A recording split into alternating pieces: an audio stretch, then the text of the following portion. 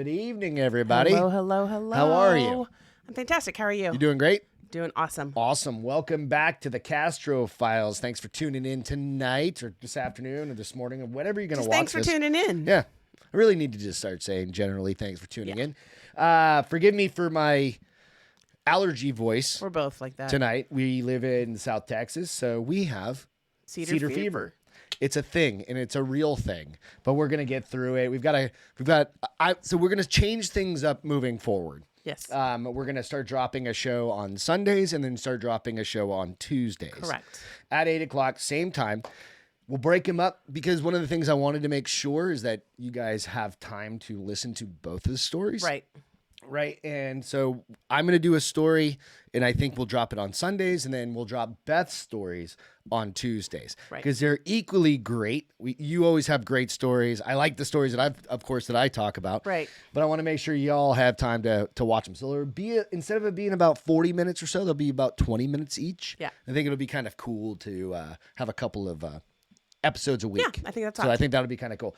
But in the meantime, you can go out, follow us on the Castro Files out on Instagram, and then also on YouTube. Like and subscribe if you don't mind, if you're just new to the channel. Yes. And then we also post things out to the Bar is Open with Beth and Greg as well. So on iTunes, Spotify, iHeartRadio, all of those the places. You follow, if you want to listen to the audio show, you follow them out on those under the Bar is Open with Beth and Greg. Maybe someday we'll eventually get its own channel. Maybe. But we need to figure that part out. So nonetheless, I've got a story to share. Yes. That is about hitchhikers.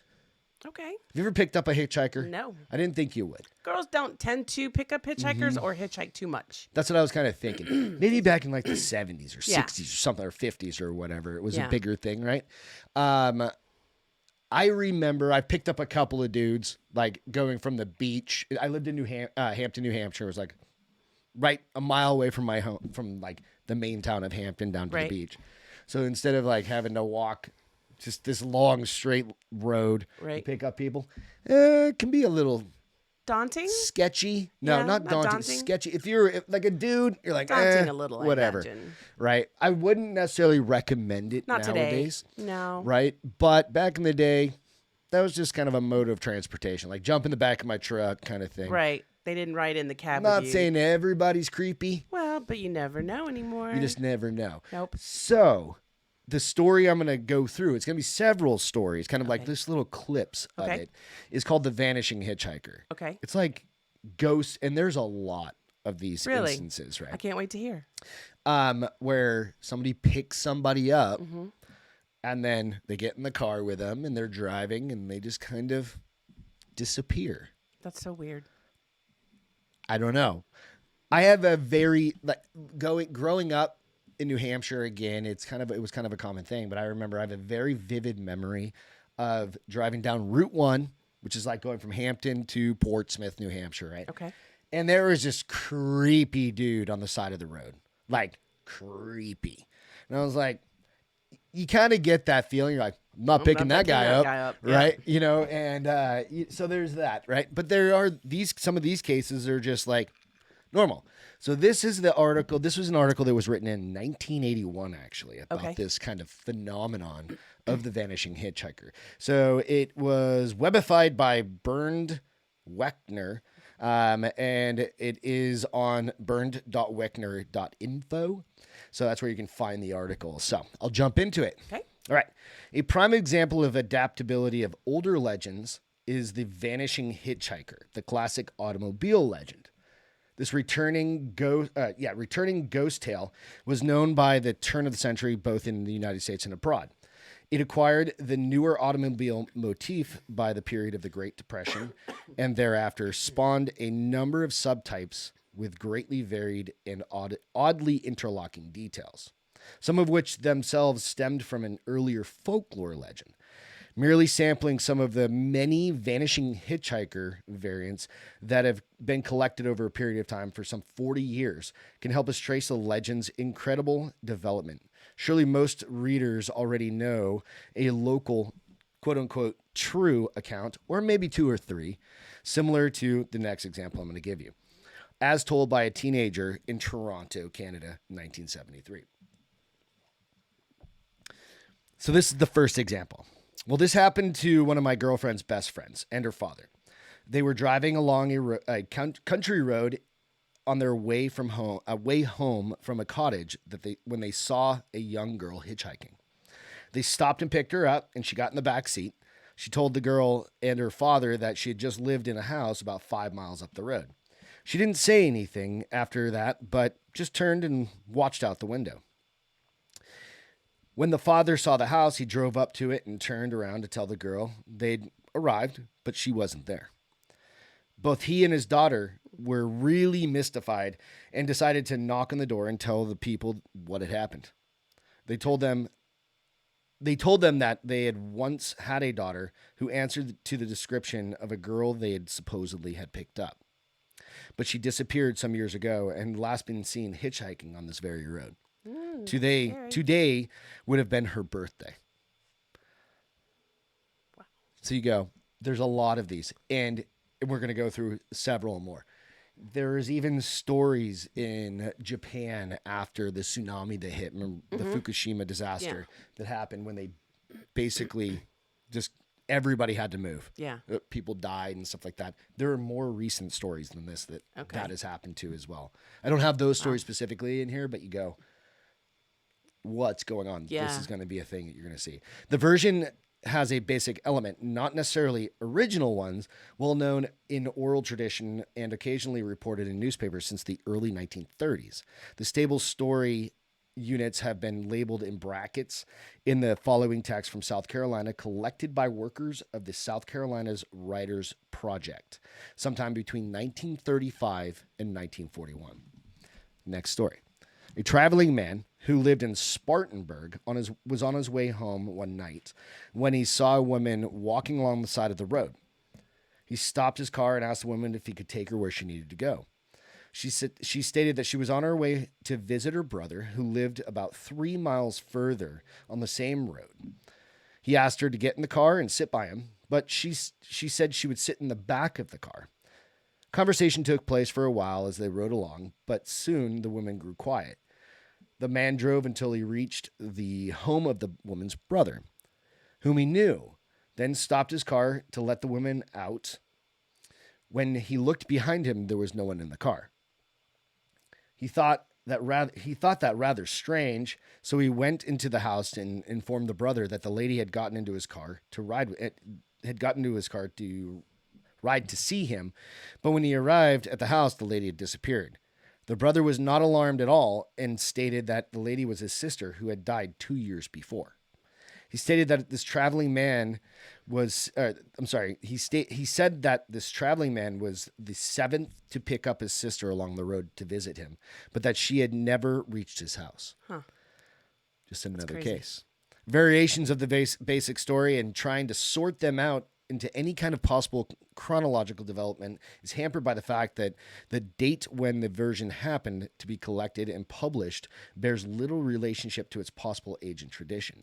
So it's just this folklore kind of thing happening, right? So the next one, the plot has several twists and turns in this 1935 version from Berkeley.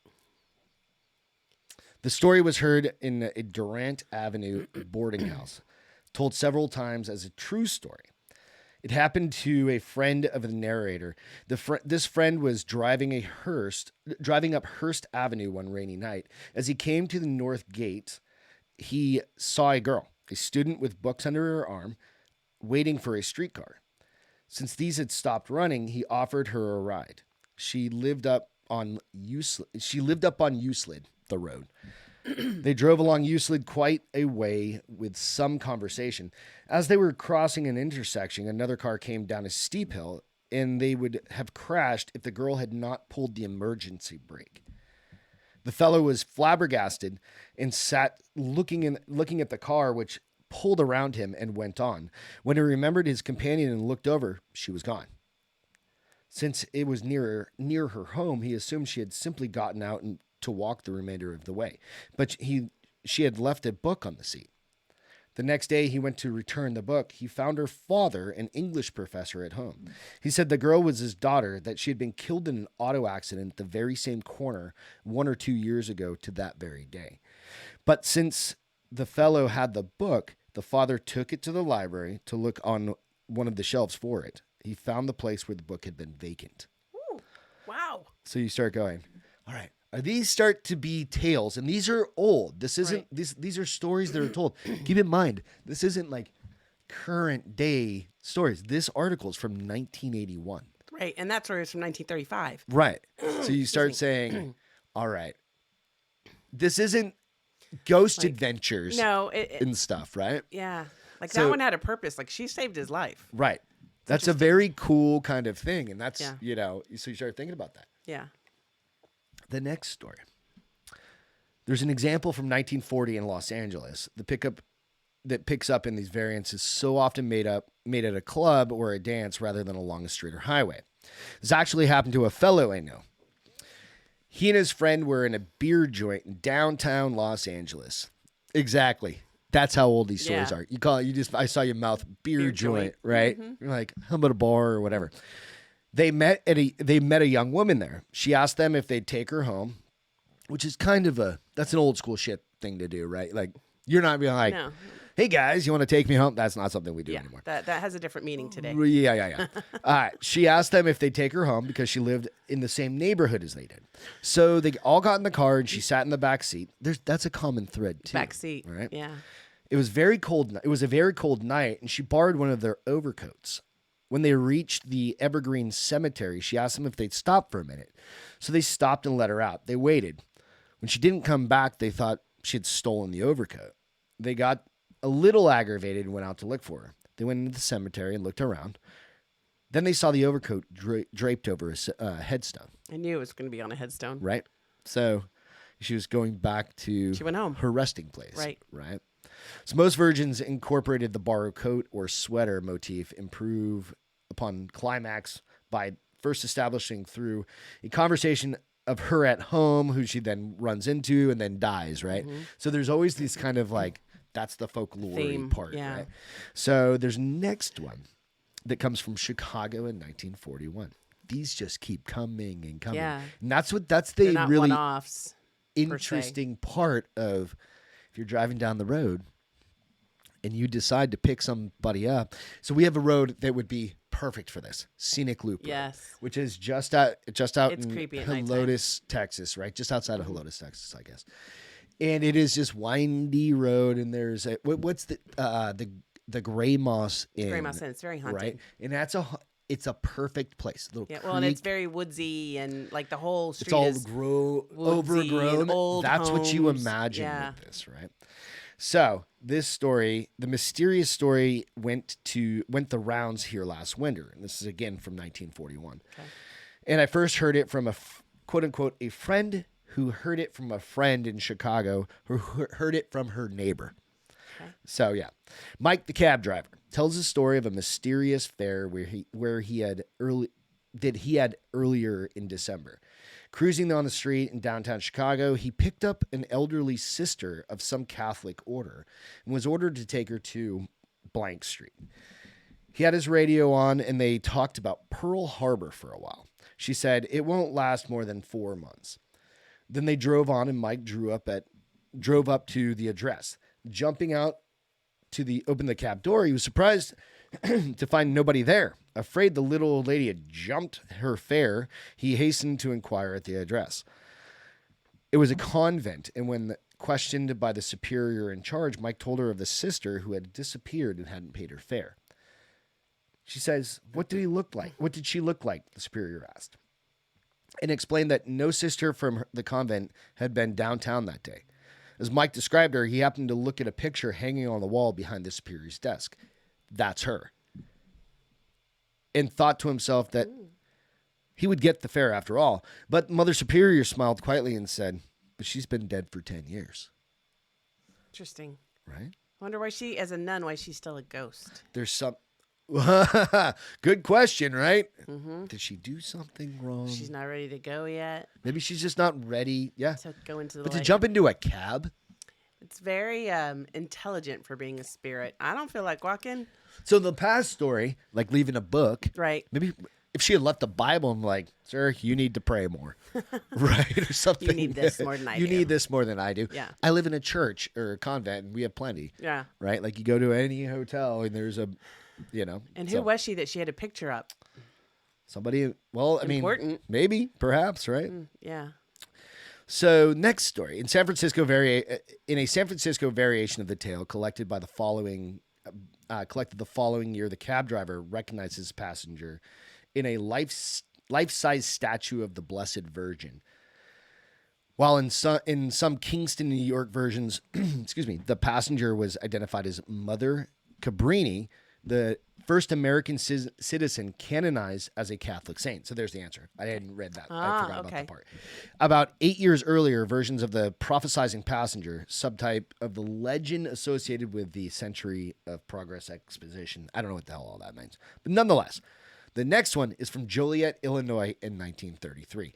This is happening and yeah, there's no social media. No. These are just collected stories, anything. right? Yeah. That's all. That's us, right? The last 20 years, right?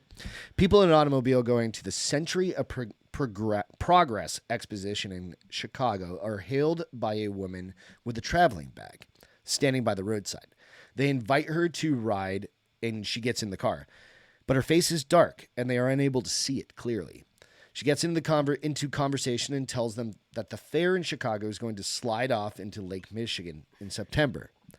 She gives them her address in Chicago and invites them to call her, or to call there, which they turn around and speak to, or when they turn around to speak to her, they cannot find her. She's disappeared.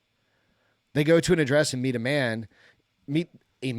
Usually it's the woman's husband. After he has heard the story, he says, yes, that was my wife. She died 4 years ago. Next story, Bluffton, Indiana, January 25, 1942. Miss Robert Nudden of Elwood, Indiana, related this story here today. She and her husband driving to Indianapolis to visit her sister. Mrs. August Lemgruber saw an old man walking along the road and gave him a ride.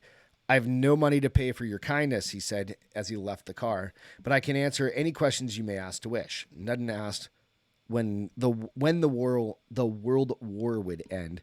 That's easy, the man said. It will end in July. Then Nudgens laughed, but the hitchhiker repeated his prediction and said it would come true as surely as you will have a dead man in your car before you reach home. Near Indianapolis, an ambulance passed the Nudgen car, skidded and overturned in a ditch. The driver asked Nudgen to take the patient to the hospital in Indianapolis. The patient was dead on arrival. Creepy. Come on, right? Like, things are getting weird. It just keeps going. There's just tons of these vanishing hitchhiker stories, and I don't know what to make of it. I just happen to think, I was like, I remember seeing that kind of, remember I told you guys at the beginning, I was like, what's creepy right now? Like, what would be creepy to do is pick up a hitchhiker. Oh, yeah. That's just going to be creepy, right? There's too many weird things that go along with it and stuff like that, right? And then I just happened to look up disappearing hitchhiker and this whole story. And again, this is from 1981. So would you, again, you were a guy. That way, whatever. We'll take the male, female, worrisome part out of it. Still worrisome, right? You see a dude out in the middle of nowhere, or a woman out in the middle of nowhere. Would you be more willing to pick up probably a female? Yeah. Right. Yeah. And then I go, is it like the Bonnie and Clyde situation? Right. Right? Or something like that. You're going to pull over and he's going to come out. He's going to be in the bushes, yeah. right? Yeah, I don't know. Next story. And I swallowed wrong. Next story. So there's a judge. The judge says to him that his wife just moved here a year ago. We used to live 2 miles down the road, he says. But our house was lightning struck and burnt plumb down. There ain't nothing left now but an old chimney. The traveler says, yes, he's seen the chimney when he rode into town there last night. I didn't mind losing the house, the judge says. Only our daughter was sick in bed. We carried her out to the gate, but the shock was too much for her and she died the same night. The fellow just sat there, and the judge went on talking about what a fine girl his daughter was and how him and the old woman was pretty lonesome nowadays. We buried her right in that little graveyard, says the judge. You can see her stone from the front gallery. There ain't a day that goes by, rain or shine, that my wife don't walk over there and sit by the grave a while. Sorry if I can't talk in old-timey. Everything was mighty still for a minute, and then the traveler says, "What's your daughter's name?" Sounds kind of funny, but he was obliged to know her name was Lucy, the judge says. Going back, a long, artistically told story, a highly detailed version of the same legend was collected in Mountain Home, Arkansas by Vance Randolph in 1941. Here the girl rides double behind a young man, holding on to him and breathing against his neck. She says her name is Lucy and asks to dismount a short distance before her home, near a small country cemetery. The young man rides onto her home, eats supper with her father, and it was Judge Stapleton. And that was the description her father gave. Okay. So, you're talking stuff on horseback at this point. Yeah. I'm never picking up A hitchhiker? a hitchhiker. Again? Like, I have a truck, too. Like, you're not even getting in the back of that thing. And if you do get in the back thing because you're in the middle of nowhere, I'm not opening that little sliding window thing. And then if they do disappear, you can just be like, they must have jumped out when I was slowed down. Right? Yeah. And, like, that's what I'm going to go with. So there are just tons of stories. Go do a little research on your own on these. Yeah. Because the more recent ones that, like I had said, are like the Fukushima one. Yeah. And sometimes like the Japanese stories where they're just soaking wet and they're sobbing and they're crying in the backseat because they're missing family. Yeah. And That's there's creepy. a lot of That's lore. creepy and sad. Yeah, it's sad and creepy. So these are a couple of photos that I was thinking where you have just kind of along the road, right? Where we watch the ghost stories, Right. like the whatever unexplained stuff, Yeah. and they'll drive by and there'll be just some weird apparition on the In a side, white right? gown. I would never Yeah. pick anybody up in a white gown. No.